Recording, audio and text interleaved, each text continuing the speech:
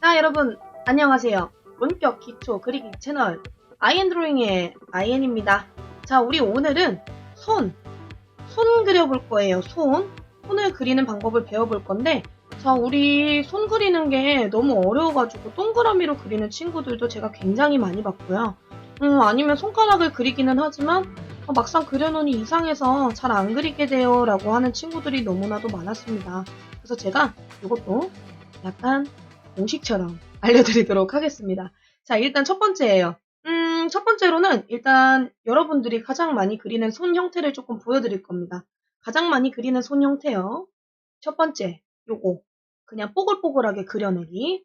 두 번째입니다. 이거는 제가 가르치는 조금 어린 친구들이 이렇게 많이 하는 것 같아요. 근데 요거는 나쁜 방법은 아닌 것 같아서 그냥 그리게 두는 친구들도 있는데, 이렇게 약간 꽃처럼 그리는 친구들도 있습니다. 가끔 이거를 진짜 완전히 꽃으로 그려버리는 친구들도 있었어요. 손을. 어린 친구들일수록 조금 이렇게 그리는 친구들이 많더라고요. 그래서 요 두 가지가 저는 조금 많이 본 것 같습니다. 자, 그렇기 때문에 요거를 조금 짚어드릴 건데, 자, 일단 첫 번째로 요거를 설명을 해드렸고, 그 다음 두 번째로 지금 우리가 좀 봐야 될 게 손의 크기예요. 손 크기. 손 크기를 굉장히 작게 그리는 친구들이 많습니다. 예를 들면 이거예요. 자, 이렇게 간단하게 사람을 한 명을 그려볼게요. 손을 다들 얼마나게 그리냐면 이 정도 크기에서 요만하게 그리는 친구들 너무 많아요. 이것도 있네. 지성. 동그라미로 그리는 형태. 예. 다시 돌아와서 이렇게 그리시는 분들 되게 많으십니다. 자, 이거 손 크기요 너무 작은 거예요. 되게 작은 겁니다. 왜냐하면 우리 사람의 손 크기는요, 실제로는 거의 얼굴만 해요. 거의 얼굴만 하단 말이에요. 물론 아니신 분도 있으시겠죠. 근데 대부분 거의 얼굴 크기만 한 게 손이에요. 그러니까 손이 생각보다 되게 크다라는 거예요. 그리고 혹시나 해서 말씀드리는데 발도 원래 굉장히 큽니다. 생각보다요. 발도 조금 크게 그려야 되는데 오늘은 손 얘기하는 거니까 발은 나중에 설명해 드릴게요. 자, 손 같은 경우에는 거의 얼굴 크기랑 비슷하기 때문에 얼굴 크기랑 비슷하게 해줘야 되는데, 자, 중요한 점은 이거예요.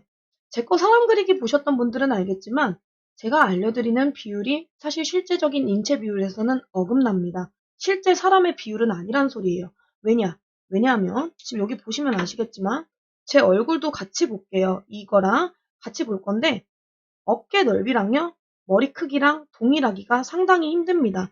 사실 이 그림으로 따지면 저 얼굴이 이만해야 되는 거예요. 아니면 어깨가 이만하든가. 그쵸? 근데 사실 그림 그릴 때 특히나 어린 친구들일 경우에는 이렇게 그리는 게 가장 나았어서 제가 그렇게 알려드리는 것 뿐입니다. 사실 맞는 방법은 아니에요. 아시겠죠? 이렇게 쭉 내려오는 방법은 맞는 방법은 아닙니다. 그래서 상대적으로 실제보다 얼굴이 커졌다라는 소리입니다. 원래는 어깨가 더 넓고 몸통도 더 크고 다리도 더 길게 그리고 이렇게 해야 됩니다. 이제 어려울까봐 제가 좀 공식처럼 알려드리는 거였는데 어쨌든 그 부분은 오해하시면 안 됩니다. 어쨌든 저는 머리를 조금 크게 그리는 방식으로 좀 그리는 편인데 이 공식에서 봤을 때 손 크기 어느 정도로 하면 좋느냐? 4등분 할게요.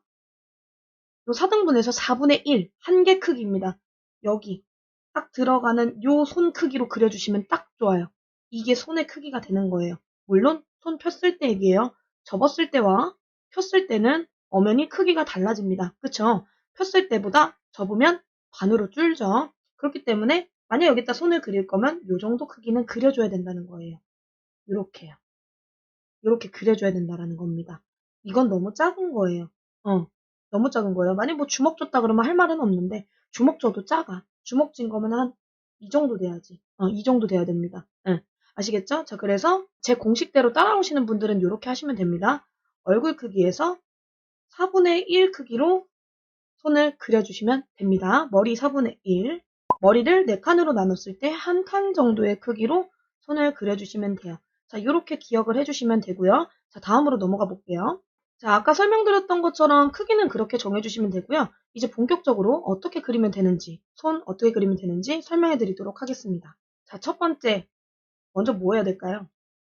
손 크기 먼저 정해야 돼요. 손 크기도 정하지 않고 그냥 막 그려버리면 그냥 다 틀려버리는 거야. 양쪽 다 달라지고. 아시겠죠? 자, 손 크기부터 정하겠습니다. 손 크기 정할 때, 네모로 정할 수도 있고, 동그라미로 정할 수도 있는데, 자, 여기 한번 볼게요. 자, 여기 하면 보겠습니다. 자, 우리 이렇게 한번 그려볼 건데, 자, 약간 길쭉한 원 같지 않나요? 전체 크기를 봤을 때. 자, 그래서 전체 크기를 먼저 잡아주겠습니다. 전체 크기 여기다 잡아볼게요. 크게 보여드릴게요. 여러분들 보셔야 되니까. 자, 길쭉한 타원형 형태로 이렇게 잡아줬습니다. 이게 1번이에요. 자, 그 다음 이제 두 번째. 이제 여기에서 자, 손 보면요. 손의 구조가 어떻냐면요. 손바닥 부분이 있고요. 그 다음에 손가락 부분이 있습니다. 그쵸? 자, 근데 이 비율이 대충 어느 정도 되냐면 손바닥보다 손가락을 조금 더 길게 해주는 게 좋기는 해요. 그러니까 반을 나누는데 반은 손가락, 반은 손바닥. 근데 손가락을 조금 더 길게 해주는 게 좋다라는 얘기입니다. 근데 이게 힘드신 분들은 그냥 반으로 나누세요. 저는 그냥 반으로 나눈다고 쓰겠습니다. 자, 손바닥, 손가락 크기를 나눈다. 요거 반 나누겠다는 소리입니다. 자, 이렇게 나눌게요. 둥글게. 왜냐면 여기 쭉 그어져 있는 것보다 좀 이렇게 둥근 게 낫죠. 그죠? 자, 이렇게 해준 다음에. 자, 이제 여기서 뭐 하느냐? 세 번째. 손가락 나눠줄 거예요. 자, 손가락 나눌 겁니다. 자, 근데 이거 생각을 좀 해야 돼요. 자, 여러분 여기 볼게요. 자, 우리 손가락을 나눌 때요. 자, 여기 엄지손가락은 살짝 동떨어져 있어요. 얘네 4개 손가락은 한 곳에 이렇게 따라락 나란히 붙어 있고요. 엄지손가락 같은 경우에는 옆에 붙어 있습니다. 그렇죠? 동일한 위치가 아니에요. 이렇게 달려있는 게 아니란 말이야. 그렇기 때문에 엄지는 여기다가 그려줘야 되고요. 나머지 것들은 여기에다가 그려주면 돼요. 자, 나눠볼게요. 나누는데 그러니까 여기는 4칸으로 나누면 됩니다. 4칸으로. 반 나누고요. 여기에서 또 반. 여기서 또 반 나눌게요. 이렇게요. 4개 나눴죠? 자, 그 다음에 엄지손가락 위치도 여기에다가 정해줄게요. 엄지손가락 크기 같은 경우에는 여러분들 좀 생각을 하셔야 되는데, 자, 볼게요. 여기 보면요. 우리 보통 마디가 하나, 둘, 셋 이렇게 3칸으로 되어 있잖아요. 한 손가락당. 근데 얘는 조금 달라요. 엄지손가락은 한 개 마디가 적단 말이죠. 다른 애들보다. 얘는 3칸인데 얘는 2칸이야. 그쵸? 2칸이기 때문에 얘보다 2칸 정도 크기. 그러니까 이 정도에서 여기로 이렇게 옮겨주면 됩니다. 무슨 말인지 이해하시나요? 조금 이 부분이 어려울 수도 있습니다. 만약에 정하실 거면 그렇게 정해주시면 되고 그것보다 짧아지게 되면 너무 짧아져요. 그렇기 때문에 요거 우리가 원래 그렸던 크기의 3분의 2 크기 정도 손가락 위에 4개 손가락의 3분의 2 크기 정도를 엄지손가락으로 잡아주시면 됩니다.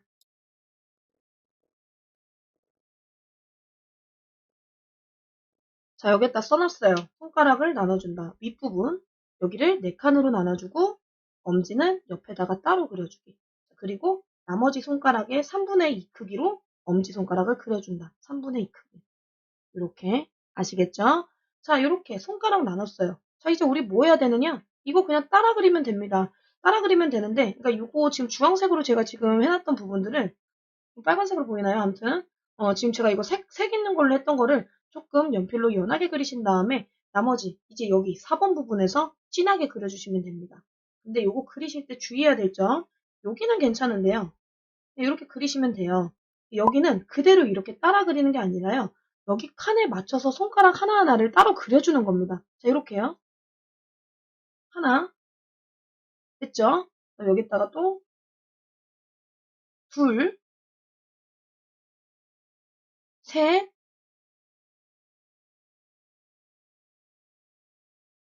넷까지 해서 쭉 내려오면 여기에 손목이 있겠죠? 이런 식으로요. 해주면 손 끝난 거예요. 일단은. 그래서 이렇게 칸에 맞게 손가락을 그려주시면 됩니다. 사실상 지금 1번부터 3번까지 있는 부분은 내가 손가락을 정확하게 조금 덜 틀리게 그리기 위한 보조선이라고 생각하시면 될 것 같아요. 밑그림선. 내가 손가락을 조금 더 편안하고 자신감 있게 그리기 위한 보조선이라고 생각을 하시면 됩니다. 그러니까 만약에 이게 1번부터 3번까지가 머릿속으로 따라락 계산이 된다면 그냥 한 방에 그릴 수 있어요. 연습을 근데 좀 많이 해야겠죠. 이렇게 그리시면 됩니다. 자, 그래서 이렇게 손가락 그렸고요. 이제 5번이에요. 자, 이제 해야 될 일이 뭐냐면, 자, 우리가 만약에 손등일 때랑 손바닥일 때와 그리는 게 달라집니다. 자, 우리 지금 손 모양은 전체적으로 다 그렸지만 이런 것들을 안 그렸어요. 자, 손등일 때 한번 볼게요. 손등일 때 한번 볼까요? 자, 우리가 지금 여기서 안 그린 것들. 자, 일단 손톱이 보이죠? 손톱이 보이고 손금, 그쵸? 이런 뼈 튀어나온 거. 요런 거를 그릴 수가 있습니다. 자, 근데 손바닥인 경우에는 손톱 보이나요? 여기는 없어요. 대신 여기도 손금이 있습니다. 그쵸? 손금이 있어요. 뭐 이런 주름이라든지 요런 것들이 있죠. 자, 그래서 일단 마디 먼저 나눠줘야 되고요. 공통적으로 얘기를 해드릴게요. 자, 손등 그리는 부분에서는 일단 손등, 손바닥 똑같습니다. 마디 나눠주는 거는 똑같습니다. 아시겠죠? 마디 나눠주는 거는 똑같아요. 이렇게. 대신에 그 다음이 바뀌죠. 손등인 경우에는 손톱이 들어갑니다. 그쵸? 손톱이 들어가고 손바닥 같은 경우에는 나머지 손금 같은 거. 요렇게. 자, 요렇게 해주시면 됩니다. 자, 그래서 손등 같은 경우에는 손톱을 꼭 그려주시고 손바닥 같은 경우는 손금, 마디 부분을 꼭 그려주시는 게 좋습니다. 자, 얘는 한번 손등으로 한번 완성을 해볼까요? 자, 여기에다 그러면 우리가 해야 될 게 마디, 손톱. 근데 만약에 내가 여기서 이걸 손바닥으로 하고 싶다. 그러면 손바닥, 마디, 손금만 그려주시면 됩니다. 저는 일단 손등으로. 자, 손톱 한번 그려볼 건데 하기 전에 마디를 먼저 좀 나눌게요. 자, 여기 아까 보시면 알겠지만 여기는 두 개입니다. 하나, 둘.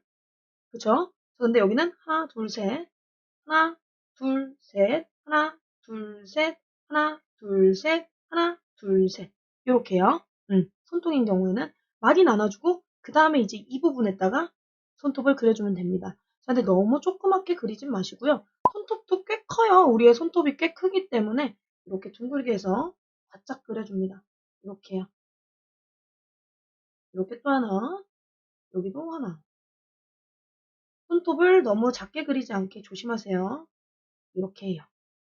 여기다 이 하얀 부분 있거든요. 이 손톱에 이 하얀 부분 있죠. 이것도 같이 표시해 주시면 좋아요. 이렇게. 이렇게요. 자, 그럼 손등 끝난 거예요. 뭐 해줄 수 있는 거? 여기 주름, 여기 뼈 정도? 여기 이렇게 뼈가 살짝 있거든요. 이렇게 주름 정도? 이렇게 하면 손등 끝난 겁니다. 손등 끝난 거고 손바닥도 한번 보여드릴게요.